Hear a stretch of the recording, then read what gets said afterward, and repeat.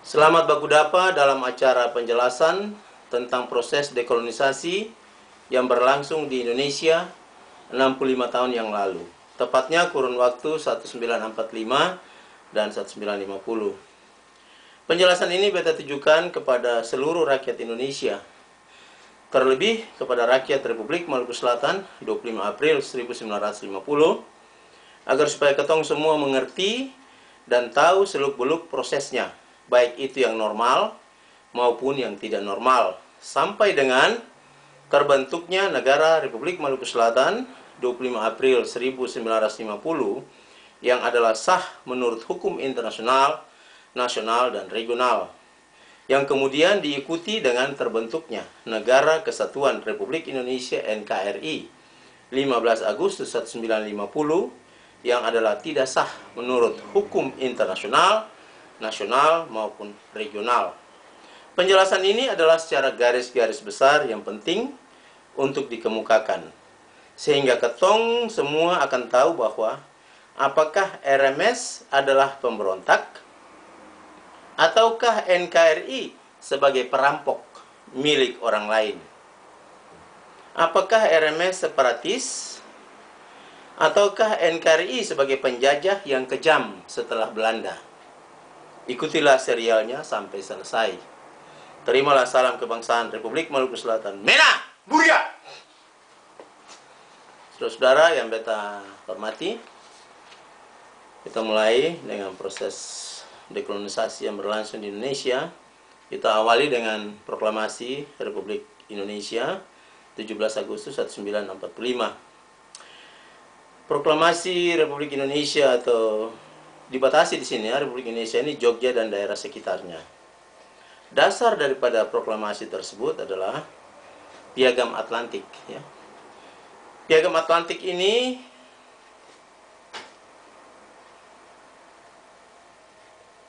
dikeluarkan oleh Perdana Menteri Winston Churchill dan Presiden Amerika Serikat Franklin D.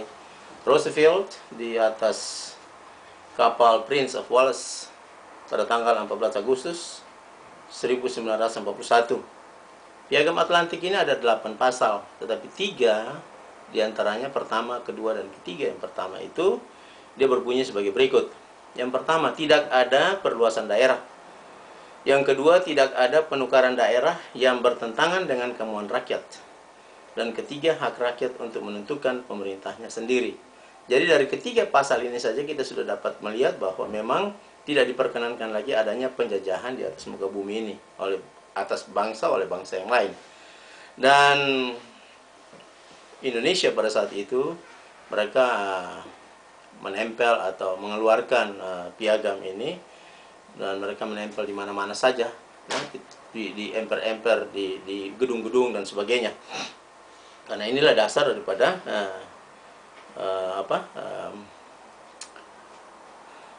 proklamasi daripada Republik Indonesia. Di samping kemauan juga sebagian orang yang ada pada saat itu di daerah Jogja dan sekitarnya, yang dipelopori oleh Presiden Soekarno atau Insinyur Soekarno, tepatnya ya Insinyur Soekarno pada saat itu.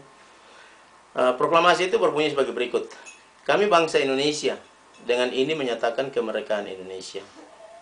Hal-hal yang mengenai pemindahan kekuasaan dan lain-lain diselenggarakan dengan cara yang seksama dan dalam tempo yang sesingkat-singkatnya. Jakarta, hari 17 bulan 8 tahun 45, atas nama bangsa Indonesia, Soekarno-Hatta. Saudara yang beta hormati, beta ingin untuk lebih bukan membahas, tetapi kita lihat. Kalau kita bandingkan antara proklamasi atau teks proklamasi Republik Indonesia dan teks proklamasi Republik Maluku Selatan, sangat jauh berbeda, dan di mana proklamasi daripada Republik Maluku Selatan itu sangat prinsipil dan jelas ya. Tetapi di sini kalau kita lihat bahwa dalam teks proklamasi RI hanya berdasarkan atas nama bangsa Indonesia, sebenarnya oke lah, tidak ada masalah, tapi kriteria atau dia punya konotasi bangsa itu tidak jelas. Di sini Indonesia yang mana? Nomenklaturnya tidak ada.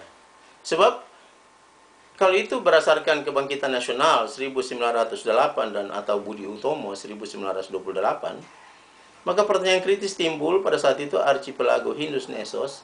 Hindus Nesos ya, Hindus ini artinya Kepulauan India, Nesos bangsa. Jadi bangsa Kepulauan India. Masih dalam penjajahan Belanda. Dan kehadiran daripada Yong Ambon dan lain-lain Yong di dalam deklarasi Budi Utomo adalah tidak representatif baik untuk mewakili Maluku maupun wilayah lain. Saudara, Yong di sini generasi muda ya. Sebab Yong Ambon ataupun Yong yang lain yang ada pada saat itu, atau pemuda-pemudi yang ada pada saat itu di Jawa pada saat itu merupakan golongan cendekiawan ataupun klub olahraga yang sangat kecil jumlahnya, dan mereka tidak mempunyai rekomendasi atau mandat untuk mewakili Maluku ataupun wilayah lain. Dan selanjutnya bahwa kita lihat juga tidak ada badan yang diangkat dan dipilih secara bebas dan demokratis oleh rakyat untuk mewakili seluruh Indonesia sesuai konsep Budi Utomo yang bertanggung jawab atas proklamasi tersebut. Jadi mungkin saja ada badan, tetapi badan itu tidak representatif dan tidak demokratis. Ya. Nah, kita lihat di sini, mari kita bandingkan dengan proklamasi daripada Republik Maluku Selatan. Memenuhi kemauan yang sungguh, tuntutan dan desakan rakyat Maluku Selatan. Maka dengan ini kami proklamir kemerdekaan Maluku Selatan de facto de jure, yang berbentuk republik lepas daripada segala perhubungan ketatanegaraan negara Indonesia Timur dan Republik Indonesia Serikat, karena NIT atau negara Indonesia Timur sudah tidak sanggup mempertahankan kedudukannya sebagai negara bagian selaras dengan peraturan-peraturan muktamar dan pasar yang masih sah berlaku. Dan juga sesuai dengan keputusan Dewan Maluku Selatan 11 Maret 1947. Nanti kita akan lihat apa itu isi keputusan 11 Maret 1947. Karena itu dasar daripada proklamasi RMS juga. Sedang Republik Indonesia Serikat sudah bertindak bertentangan dengan keputusan-keputusan konferensi meja bundar dan undang-undang dasarnya sendiri. Semua ini nanti akan kita lihat di belakang. Ya.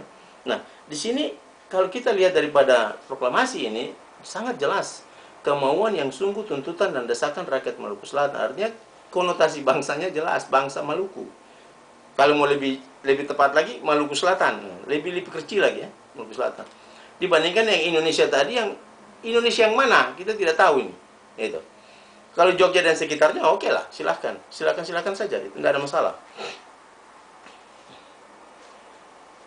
Yang kedua, bahwa di dalam teks proklamasi jelas tertera pemerintah Maluku Selatan atau Dewan Maluku Selatan atau pemerintah otonom dalam hubungannya dengan negara Indonesia Timur dalam zaman Belanda menjadi pemerintah sah daripada RMS. Dan itu merupakan pemerintah dan atau dewan yang diangkat oleh seluruh rakyat Maluku Selatan secara bebas dan demokratis dan mewakili seluruh aspirasi rakyat Maluku Selatan. Saudara-saudara, Dewan Maluku Selatan ini dipilih oleh rakyat dari mulai Pulau Seram sampai ke pulau-pulau terselatan. Semua perwakilan mereka itu ada di dalamnya. Dan oleh sebab itulah maka Dewan Maluku Selatan itu benar-benar sah, representatif, bebas dan demokratis dibandingkan dengan atas nama bangsa Indonesia, Soekarno-Hatta ini apa ini? Itu. Jadi oke lah, tidak ada masalah. Nah, kemudian kita lihat bahwa ada plebissit afirmatif ya. Afirmatif ini artinya seperti suatu aklamasi, ya, aklamasi bulat. Ada suara bulat dari seluruh rakyat di Maluku untuk merdeka. Atau ya, bilang ya, tidak bilang tidak. Itu kita lihat di pertemuan di Tulehu, yang kemudian dilanjutkan dengan Tulehu negeri ya, negeri Tulehu, dan kemudian dilanjutkan dengan pertemuan di daerah Batu Gajah dan menghasilkan proklamasi pada tanggal 25 itu. Jadi sebagian besar rakyat Maluku Selatan yang terwakili pada saat itu dan juga Dewan Maluku Selatan yang benar-benar representatif itu memproklamirkan kemerdekaan Republik Maluku Selatan. Karena beberapa hal tadi yang saya sebutkan nanti kita akan lihat sebentar. Kita lanjutkan. Pada tanggal 19 Agustus 1945, 2 hari sesudah proklamasi Republik Indonesia tadi itu, Jogja dan sekitarnya, Soekarno mengangkat Mr. Latu Harhari sebagai gubernur Maluku dengan berkedudukan di Yogyakarta.